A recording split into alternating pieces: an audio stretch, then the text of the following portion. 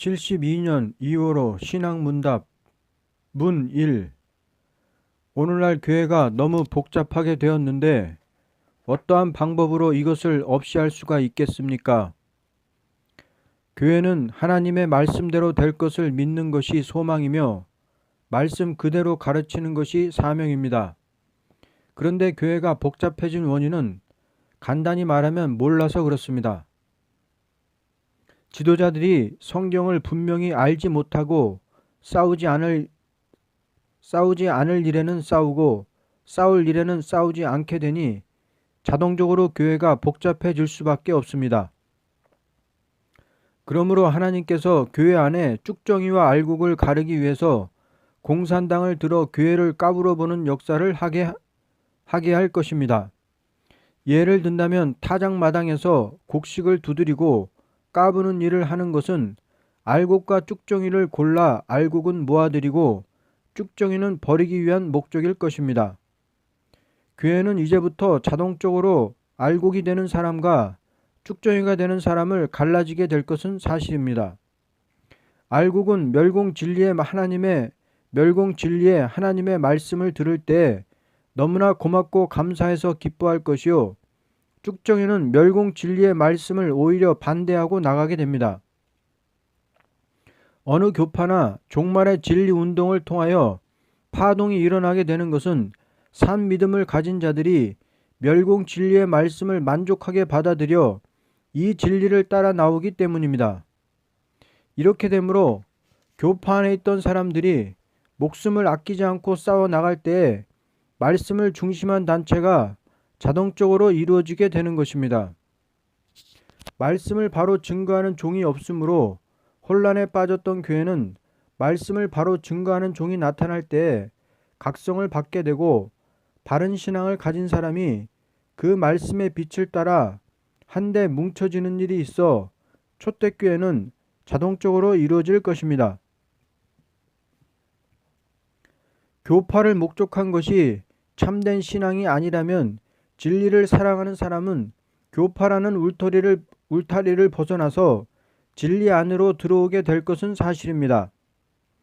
복잡해진 교회를 그냥 두고는 도저히 그 복잡한 일을 없앨 수가 없고, 복잡한 교회에서 명랑한 생각을 가지고 진리를 따라 나온 사람들로 말미암아 푸른 나무와 같이 하나가 되는 단체가 이루어지게 됩니다.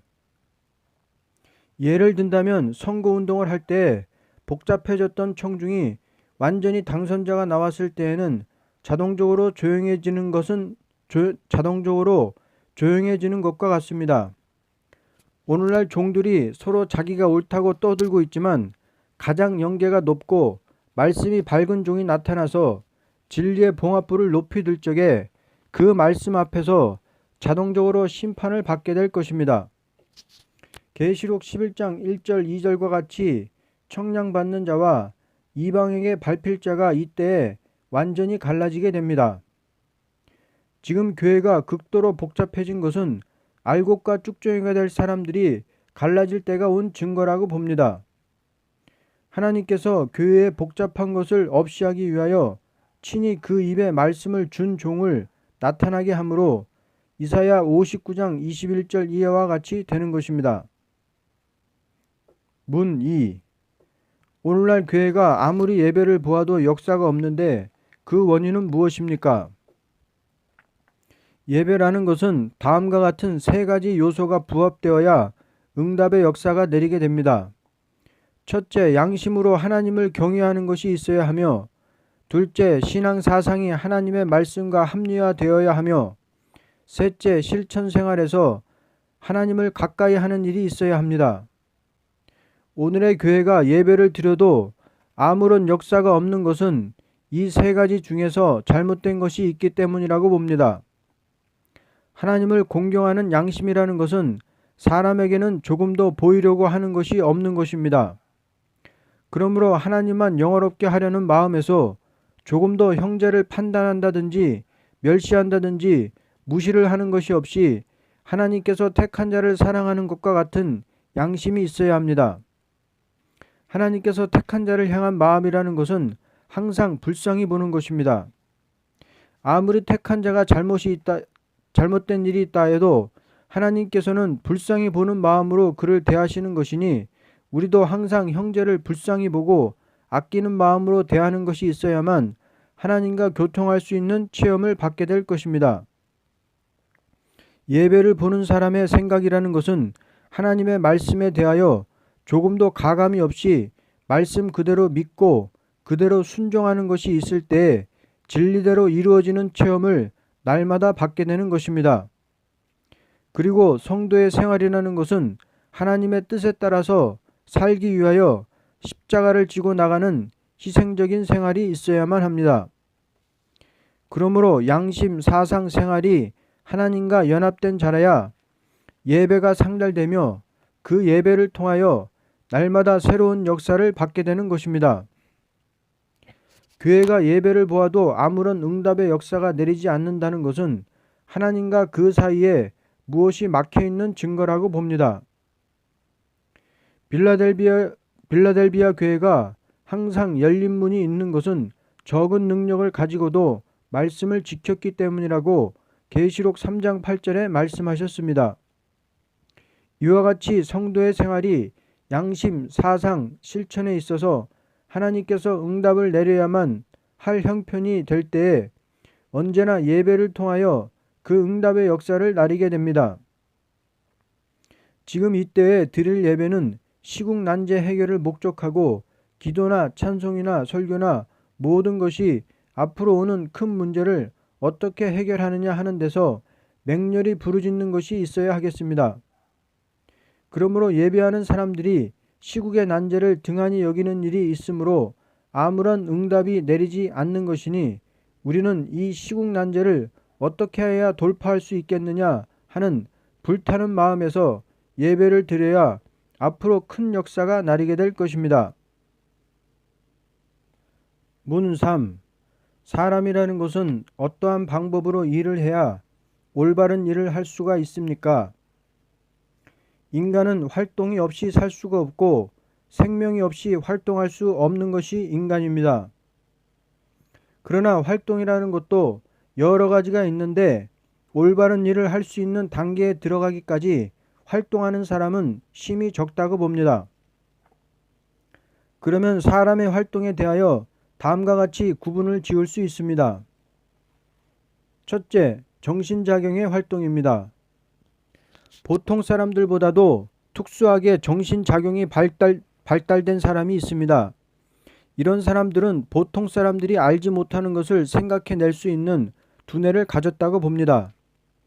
정치적인 두뇌가 우수한 사람도 있을 것이고 저작적인 두뇌가 우수한 사람도 있을 것이고 연구하는 일에 있어서 우수한 두뇌를 가진 사람도 있을 것입니다. 이와 같이 각자가 여러 가지로 정신작용의 활동을 하는 열매가 이 사회를 이루어 놓았다고 봅니다. 그런데 이러한 사람이 이루어 놓은 사회가 올바른 일을 하는 사람을 만나기가 어려울 정도로 부패해진 것을 보면 정신작용의 활동만으로는 의로운 세계를 이룰 수가 없다는 것을 알 수 있습니다. 그러면 정신작용을 초월한 활동의 세계를 말하자면 다음과 같습니다. 둘째, 죽은 영을 살리기 위한 활동입니다. 이것은 자기가 중생을 바꿔보니 인생에게 제일 큰 일이 죽은 영을 살리는 일인 줄 알게 되므로 목숨을 바치고 활동하게 되는 것인데 이것이 즉 사도적인 역사라는 것입니다. 중생의 역사가 없이는 올바른 생각조차 가질 수가 없는 것이 인간입니다. 왜냐하면 중생을 받지 못한 자는 그 심령 자체가 바로 볼 수도 없고 들을 수도 없고 깨달을 수도 없는 죽은 영이기 때문입니다. 누구든지 예수 그리스도를 믿어서 중생의 체험을 받게 될 때에 바로 보고 바로 듣고 바로 깨달아지므로 자기가 과거에 정신작용으로 하던 것이 너무나 어리석다고 생각하게 되는 동시에 세상의 모든 일이 분토같이 보이게 되며 과학을 초월한 인격을 가지게 되어 조물주 하나님께로부터 내려오는 활동의 힘을 받아서 움직이게 되는 것입니다. 그러므로 사도 바울이 말하기를 내게 능력을 주시는 자 안에서 내가 능치 못함이 없으리라고 했는데 이것이 그의 활동의 역사였던 것입니다. 세계적으로 복음이 확장된 것은 사도 바울의 활동이 승리한 열매라고 봅니다. 기독교를 가장 박해하였던 사람으로서 교회를 세우기 위하여 어느 사람보다도 더 크게 활동했던 자가 바울일 것입니다. 그러므로 가장 올바른 일을 할 수 있는 사람은 중생을 받고 그리스도의 능력에 끌려서 활동하는 사람이라고 보게 됩니다. 열매를 보아서 나무를 아는 것과 같이 사도 바울을 해치려고 하던 정권과 교권은 다 망해버렸고 바울이 활동하던 진리 운동은 온 세계를 살리는 대종교를 이루게 되었습니다. 셋째, 죽을 몸을 살리기 위한 활동입니다. 가장 큰 활동은 세계 인류가 과학 발전으로 가져온 악의 무기에서 전멸될 수밖에 없는 오늘에 거기에서 몸을 구원해 준다는 것을 목적한 진리 운동일 것입니다. 모든 선지가 하나같이 인간 종말에 대하여 묵시를 받을 때 세계 인류가 1시간 동안에 불탈 수밖에 없는 난국을 당하게 되지만 거기서 구원해 주는 일이 있게 되는데 이것이 기독교 종말의 역사라는 것을 말했습니다. 하나님의 역사라는 것은 죽은 영을 살려주는 것으로 끝을 맺는 것이 아니고 죽을 몸을 살려주는 것으로 인간 종말의 끝을 맺으시는 것입니다. 오늘날 세계가 불의 사름을 당할 수밖에 없는 전쟁이 일어나지 않도록 하자는 것을 목적하고 움직이는 것도 큰 활동이라고 봅니다. 그러나 이것은 정신작용의 활동입니다. 성경을 자세히 읽어보면 부패한 정치와 타락한 종교와 악화된 세상이 완전히 없어지게 될 때에 하나님의 말씀을 그대로 믿는 자라면 하나님께서 보호하심으로 그 몸이 살아서 지상 왕국을 이루게 되는 것이 가장 큰 일이라고 하였습니다. 그러므로 세계 인류가 불에서 구원을 받는 것은 정신작용으로 있는 일이 아니요 영적 활동에서 하나님의 보호를 받을 수 있는 인격이 이루어짐으로 된다는 것을 알 수 있습니다.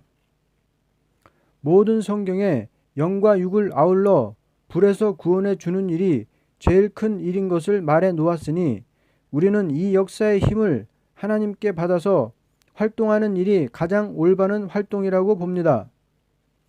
이 활동이라는 것은 하나님께서 직접으로 행하시는 일이므로 인간의 힘이라는 것은 하등 필요가 없습니다.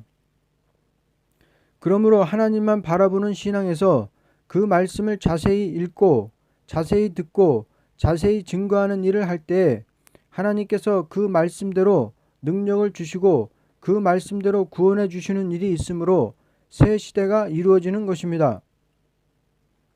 문사 기독교가 사랑이라는 말을 많이 하면서 왜 많은 파가 생기게 됩니까? 그 원인을 알고자 합니다.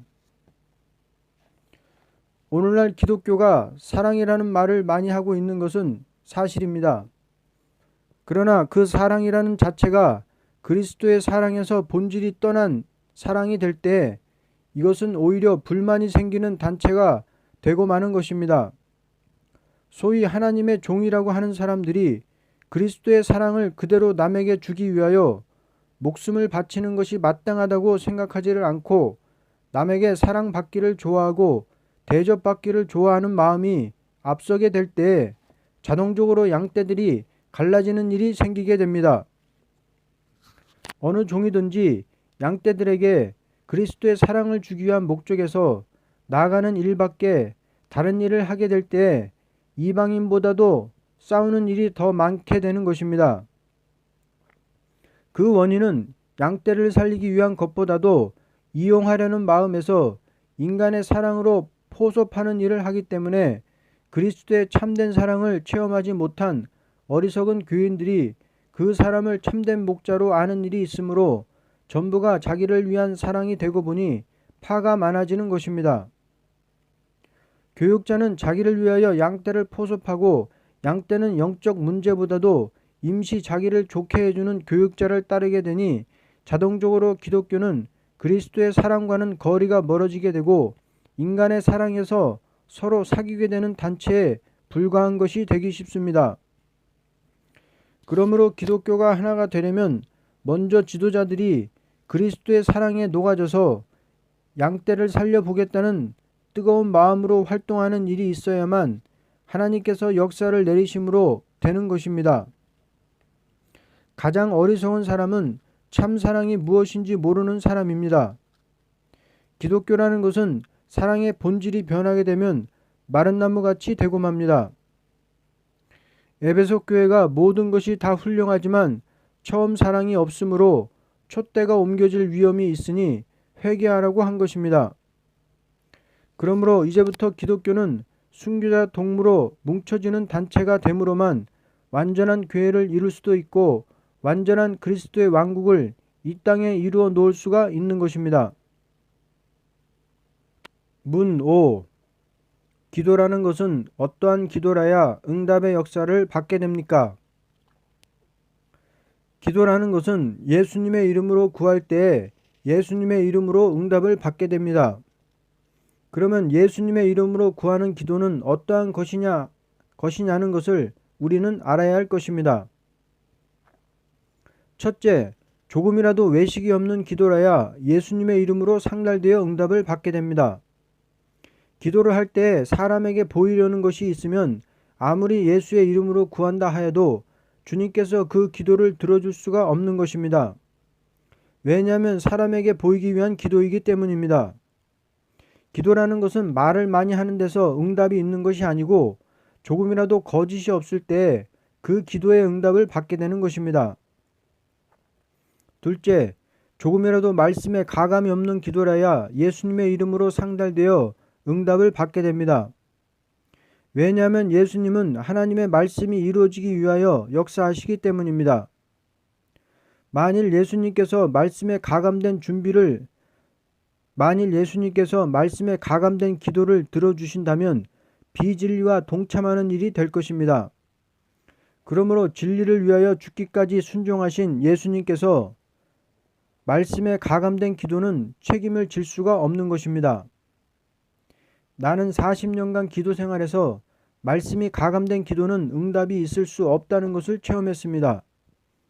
내가 40년간 기도하는 중에서 25년은 응답을 받지 못했고 15년 동안에는 기도할 때마다 정상적으로 내려오는 은혜의 증거가 너무 크므로 과거 신앙생활이 십자가를 믿기는 했었지만 말씀에 가감된 것이 있었다는 것을 확실히 깨닫게 되었습니다.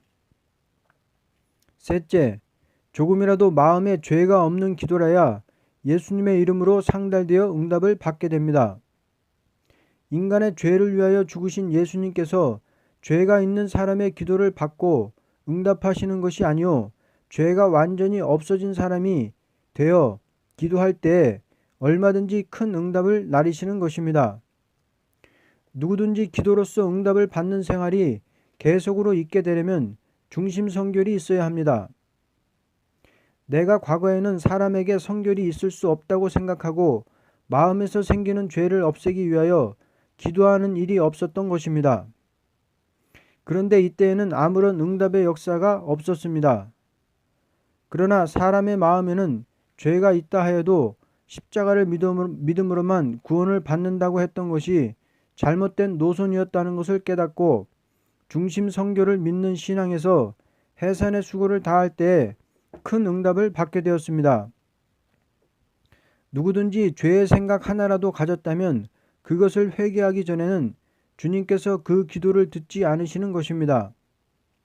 왜냐하면 주의 이름으로 올리는 기도는 인간 죄를 위하여 죽으신 예수님의 이름이니 조금이라도 죄를 용납할 수가 없기 때문입니다. 넷째, 조금이라도 남을 판단하지 않는 기도라야 예수님의 이름으로 상달되어 응답을 받게 됩니다. 만일 어떤 사람이 형제를 판단하면서 기도한다면 예수님께서 그 기도를 받지 않으십니다. 왜냐하면 그 형제를 불쌍히 보시는 주님이시기 때문입니다. 그러므로 형제를 판단하는 사람의 기도는 그것을 청산할 때까지 받을 수가 없는 것입니다. 만일 어떤 종이 형제를 이단이라고 판단했는데 그 형제가 주님께서 인정하시는 종이라면 이단이라고 정죄한 사람이 주님 앞에 정죄를 받게 될 것입니다. 내가 과거에 고려신학교에 다닐 때에 함부로 남을 이단이라고 하던 죄를 회개한 후부터 응답을 받게 되었습니다. 오늘날 교회가 함부로 남을 이단이라고 판단하는 일 때문에 은혜의 문이 닫혔다고 봅니다. 유대교가 예수님을 이단이라고 하며 바울을 연병 같은 이단이라고 했다가 망한 사실을 비추어 볼 때 우리는 형제를 판단하지 말고 항상 그를 구원코자 하는 마음과 돕고자 하는 마음으로 기도해야 될 것입니다. 오늘날 예수님의 이름으로 기도한다는 사람들이 많지만 응답이 없는 것은 예수님의 이름을 더럽히는 일이 있기 때문입니다. 그러므로 우리는 예수님의 이름을 불러서 기도할 수 있는 인격이 되어야만 예수님의 이름으로 응답을 받게 될 것입니다. 아멘.